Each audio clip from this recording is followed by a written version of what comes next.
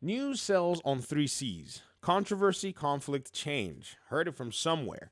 Apparently, the gaming media is very good at taking the thing that has nothing to do with any kind of conflict and try to make conflict out of it. They're kind of cute when they're doing it, because it's video games. So imagine them trying to stir up controversy, stir up conflict and stir up some weird, drum up some weird notion that this change is going to be such a big deal. And some people are gullible enough, they latch onto it. When Xbox was going ahead and raising its console prices, a lot of these people didn't necessarily think to themselves, why are they doing this and what is actually the differential that they've raised the prices to? They raised the prices, from my own calculations, to somewhere closer to their cost of production or slightly more than the cost of production. Because in the past, they've always sold their consoles at a loss. And everybody knows this. In fact, the console ecosystem is predicated on this. People beat their chest about it. They touted it. Oh, it's because it's a loss leader. But then they raised the prices and said it's no longer going to be a loss leader because in the Xbox ecosystem, you can BYOD for the most part. You can BYOD. In fact, in this generation, you can BYOD and you would enjoy the Xbox ecosystem. You can come with a browser. You can come with a PC. You come with a vehicle, a car. Literally, you can play Xbox inside cars in this generation, right? You can do whatever the flip it is that you want. You can come with an Xbox console, Series S, Series X. You can come to the console, to this Xbox ecosystem, with an Xbox One. It's crazy. In fact, if you're that crazy, you can even come to the Xbox ecosystem, and you're not going to get all the benefits, though, but you can come with the PlayStation 2. So they looked and said, well, since the console is a piece of our business and we want to farm dollars, we're going to raise the prices back up. As much as it pains me to say that they actually are justified, even though I won't justify them for doing it, it's the reality. Microsoft loses between $100 and $200 on every Xbox sold. This was an article that was updated November 1st, 2022. It was written by Ryan Disdale. It was also cited by Matthew Humphreys of PC Gamer. Matthew Humphreys wrote the article. He wrote the article about this as well, citing it. Xbox loses 200, and the article is right here as well.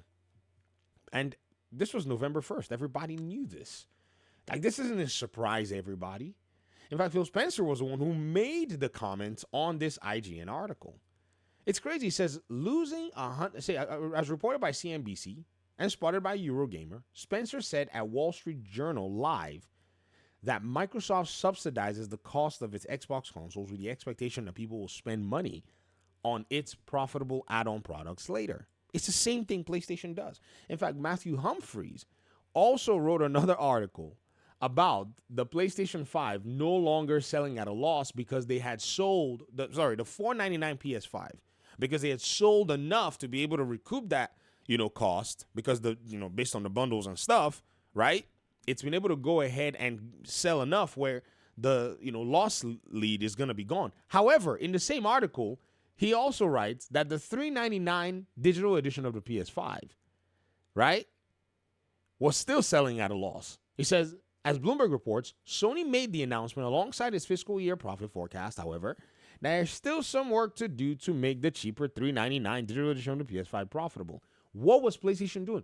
PlayStation was using the PS4 profits to pretty much go back and lock in the PS5 deficit. That's what they were doing. So to come full circle and see all of this is just so funny, because when the Steam Machine got announced, one of the reasons you're seeing the media wanting Valve, or at least creating this fomented fugazi that Valve should probably sell that device at a loss, is because they're going to look quite foolish for criticizing Xbox for selling its own device at not a loss. That's what's going to happen. And that is the beauty of this whole madness, because these cats, they really did think that they could pour sand in your eyes. They really did think that they could actually, take you and run you into some kind of a weird controversy that need not be a weird controversy. But here we are, ladies and gentlemen. They're over here just pretty much throwing things all over the place. It's PlayStation fan fiction. It is. I'm telling you. Check this out. This is even so bad. One of my audience members said to me, he said, I wish that Spencer confirmed that they lose $200 per console. I was under the impression that he previously said that they were no longer going to do that around the Xbox One X launch. I'll have to dig in, with AI about this. And then came back and said, oh, wow, it's crazy. He actually did say that.